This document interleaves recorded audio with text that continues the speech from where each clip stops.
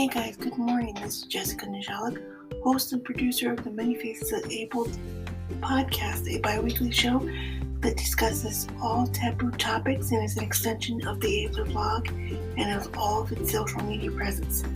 We have a lot to cover today, so let's jump right into it. It's our newest theme or topic show for this month of May. It's May 10th, 2021, and the theme is Ableism. So let's jump right into it. What is, first of all, able privilege? And that is, by definition, how society shows more favor for those without disabilities than those with disabilities. Society structure. What is the definition of ableism? Discrimination against people with disabilities, quite simply. Stella Young, a comedian and activist,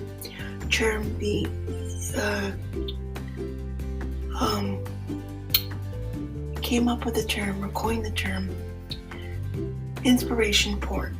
What does that mean? Inspiration porn means able people view and use people with disabilities solely as objects of their own inspiration. The term inspiration porn was coined by Stella Young, an Australian comedian, journalist, and disabilities rights activist, I should say. She passed away on December 6, 2014.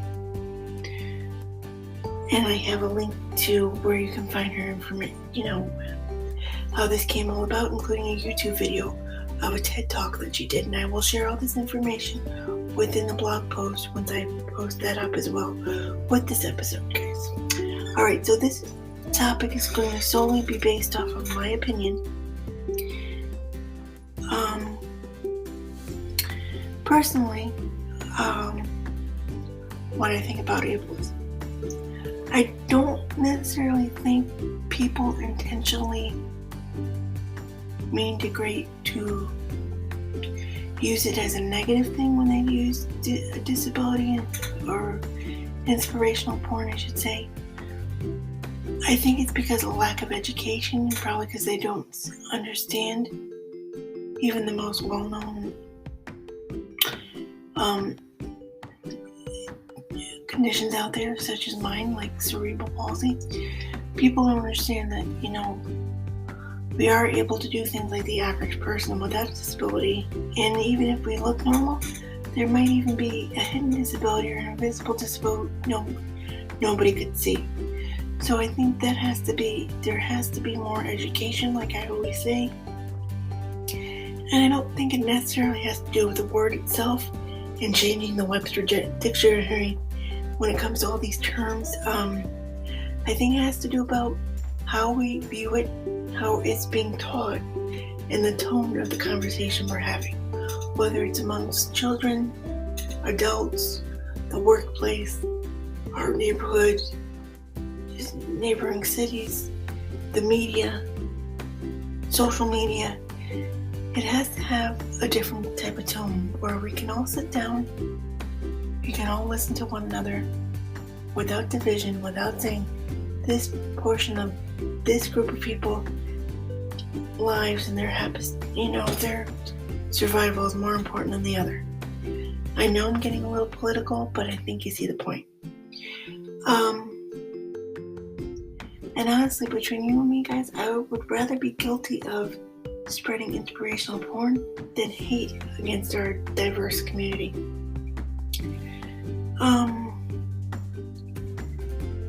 If we even get the attention long enough, that's lasted more than maybe a soundbite on the news. For instance, the topic of the way they treat marriage amongst the disabled community. It's literally considered a punishment. There is a law called the Marriage Equality Law, and it has to deal with people with a variety of disabilities. It doesn't even have to pertain to There's no difference whether or not your partner has a disability or not. It still affects you. We lose all our benefits. The benefits we get, they get diminished or cut drastically, or taken away completely, and we're automatically supposed to live off our partner's benefits. So that means if the partner gets laid off, we lose our medical insurance. And depending on the type of medical insurance, it may not cover all of our medical needs. Because we aren't deemed as a spouse in the eyes like the typical person would. They're deemed as, I forget the term, essentially our caretaker rather than our partner. So I could basically have a ceremony that looks like a wedding, even go around the court, change my last name to my partner's name. We can do all that except get a marriage license. Because whatever state funds we get, it'll be diminished and I will have to rely on my partner's funds. That's basically how it would go. Okay, another point I would like to make about this inspirational porn. And I know this is probably going to leave a sour taste in people's mouths for the most part. And again, this is based on my opinion solely. People seem to be more concerned about the representation in Hollywood of a disabled person rather than the representation in the everyday life. Let me explain that. We've all seen the movies like Gilbert Grape. We've seen Christopher Reeve's movie when he was in that horrible accident with his horse. And at that spinal injury, he went on to do movies, direct movies about spinal issues where the main character was playing someone with a spinal issue. Spinal cord injury. I don't know why I keep saying issue. We've all seen movies like the recent one I saw was with Kevin Hart and what was his name from Breaking Bad. Oh my God, what was his name? I can't think of his name. But Nicole Kidman was in it, and he played a person in a wheelchair. The Breaking Bad character played a person in a wheelchair, and Kevin Hart played his I want to say an official care assistant. And it was a fantastic movie. We've all seen movies where, it's depicted from books and things like that, where we have characters that have some sort of disability. Whether, like just for recently, I watched an Audrey Hepburn movie called In the Darkness. It was phenomenal. Audrey Hepburn played a blind woman who became blind from an accident. Nowadays, people are pissed, especially people in my community, because they're like, why are people that don't have a disability depicting our lives in a sense? Shouldn't we be doing that? Which I can get to a degree, but I think this was all made to be something so that we can divert from the real conversation, and that is disabled people aren't getting their recognition and assistance and resources from everyday life.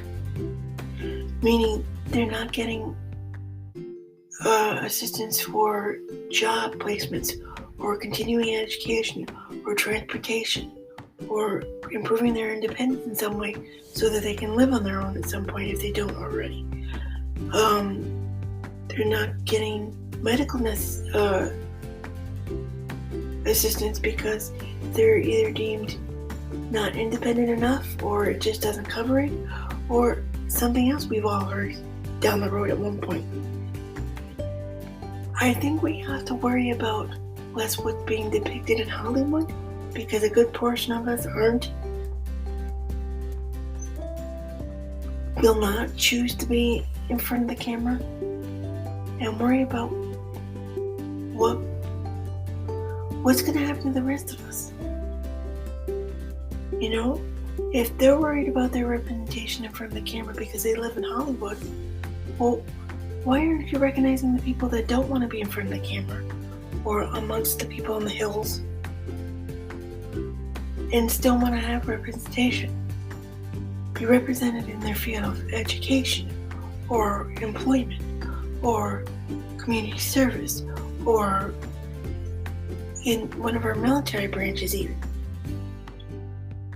If we want to be represented in the entrepreneurial spirit, business-wise, if we want to be represented in nonprofit areas, if we want to be represented in the national campaigns for, like, say, I don't know, more like the makeup industry is picking up on it, like MAC and Clinique, and, you know, clothing designers like Tommy Hilfiger and Zappo and things like that.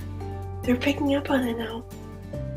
But what if we want to be recognized more on Amazon, or in computer, in the digital arena, like be a digital artist for Disney World, or do voiceover work for animation? We're not getting the representation we need. We're also not getting the resources we need.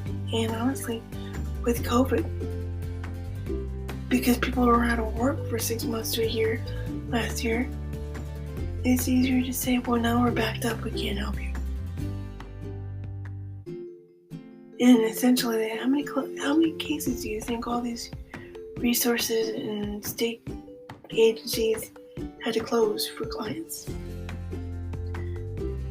or suspend just at the beginning stages because of what happened with COVID? And they were slow before COVID even happened. So what we need here is to make fundamental changes in our conversation and tone. People are saying now, well, you shouldn't call my child and tell him he's in special ed classes. Well, why? Why are you so against saying my child's in special ed classes because he needs a little help? No, well, it's demeaning. Well, what do you want to call it? Because they used to call it intermediate classes back in the day, I thought, at one point.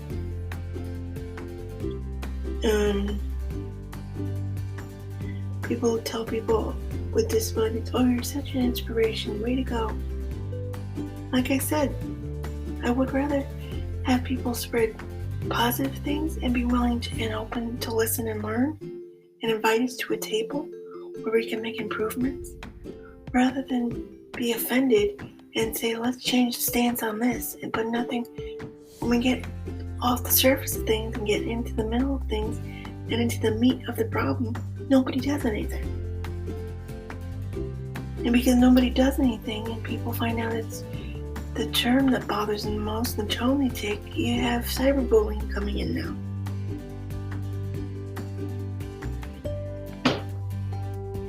I mean,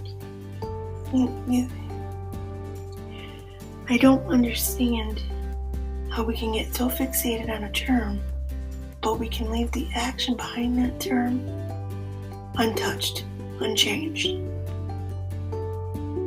We shrug our shoulders, we dismiss it, and honestly, people, between you and me, I personally think we're more dismissive than the people we come in contact about this.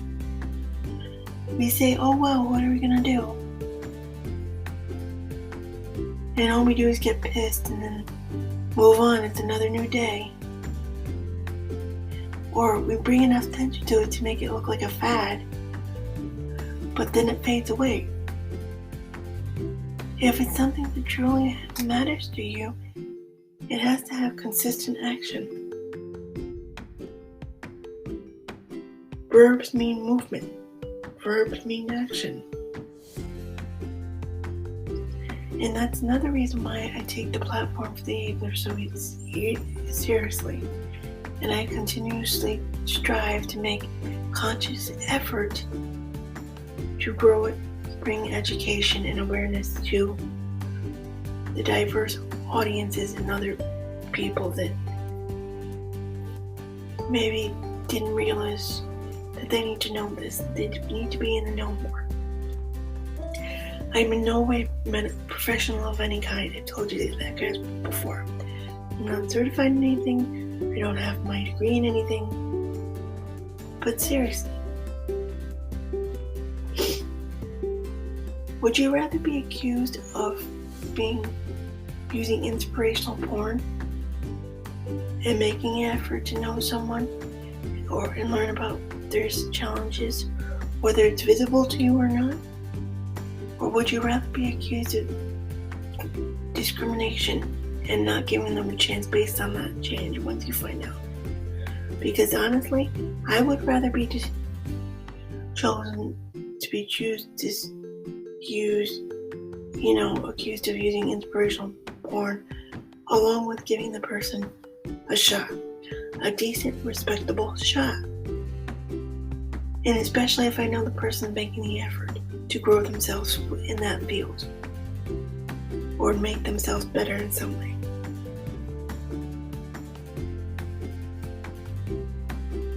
And not penalize them if things don't work out. We're so used to the fear tactic, especially within the last year. It has been scary. It has been life-changing for a lot of people. A lot of people have lost a lot of things.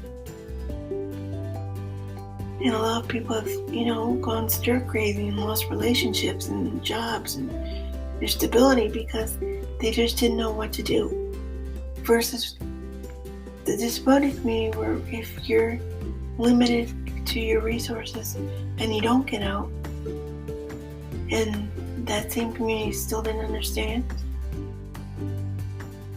then what did you learn from this entire experience? See, my issue isn't with the terms or what they stand for or symbols, like, for instance, the national symbol for the handicap sign, that got changed. Why? That money and those resources could have used to go to things that we need: housing, assistance to help us living, medical, education, classes, food, transportation, assistance, instead of getting it cut. Now, how many things do you think will get cut in this coming year alone? As we wrap up 2021, it's already May. By the time October comes, how many times are you going to hear, well, because of Corona, or because of the virus, this had to be cut, or because of this is why we're backed up and you haven't heard from us in like 8 to 10 weeks.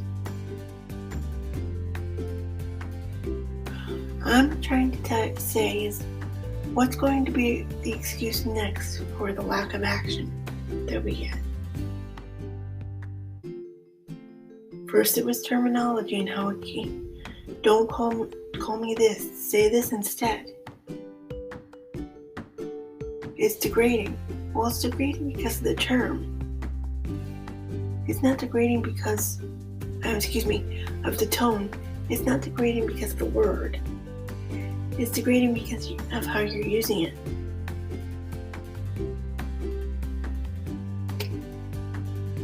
If you use it in a negative way, it's going to sound negative. And we're teaching society to use it negatively. And society already has enough problems accepting someone with a disability in general. And if that doesn't happen, they're surprised that the person has something. Because what if it's not visible? But I've heard plenty of cases where a person would go on a job interview and they would disclose their disability to the interviewer. And at the end of the interview, or at one point in the interview, the interviewee would say, well, hey, I didn't know that. You don't look like somebody that has that. Or you didn't sound like you had that. There's not a sound or a look to a specific thing. There's only a diagnosis to it. There's only some sort of information out there that says this is what it is. It's up to us to want to further educate ourselves and learn from that person what it is that they have.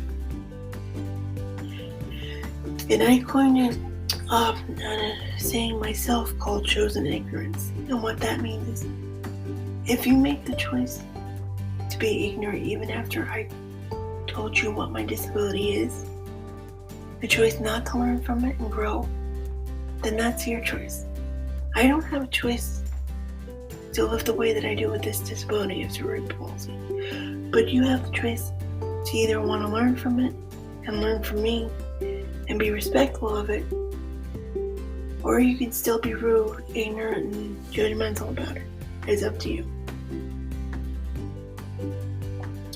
Anyway, guys, that is my tale, and like I said before, this is just my personal opinion on the topic of ableism.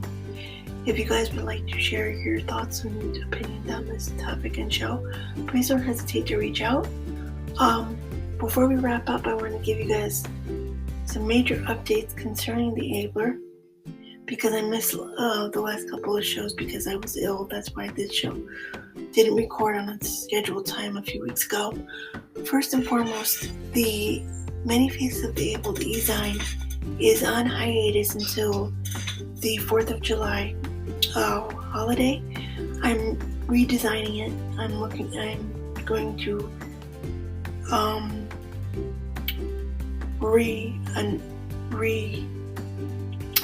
showcase it, I should say, on a new platform. So I'm working on the redesign right now. So please be patient there.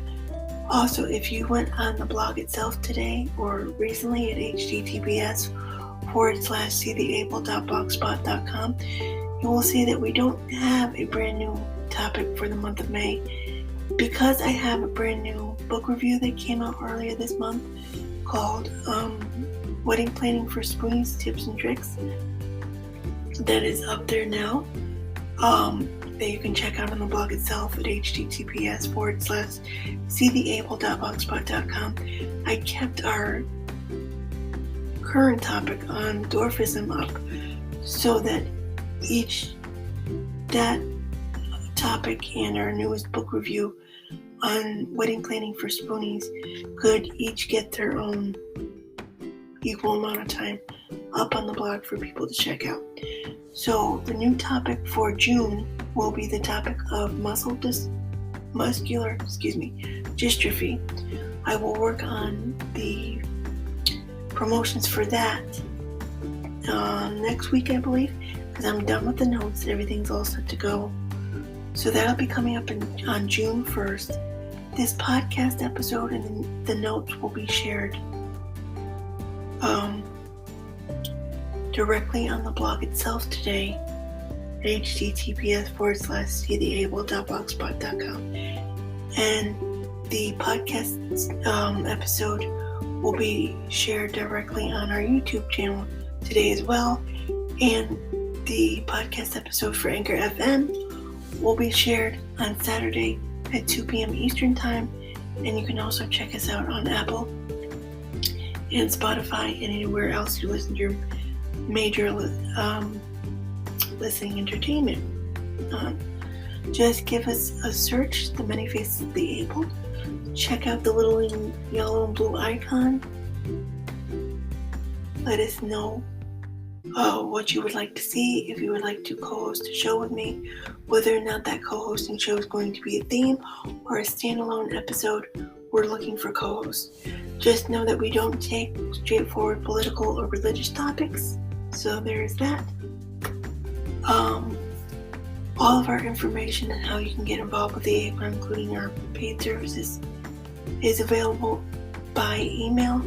Just send us an email or send us a Facebook message on our Facebook Messenger within the blog itself at https://seetheable.blogspot.com. And as well, our paid services will no longer have a PDF file.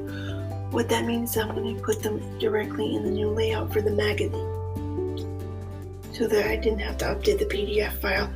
Everything will be in the new magazine, including the new editions to come. As we grow the APLR, I'm working on something very big and substantial, so I want to connect our t-shirt line to it.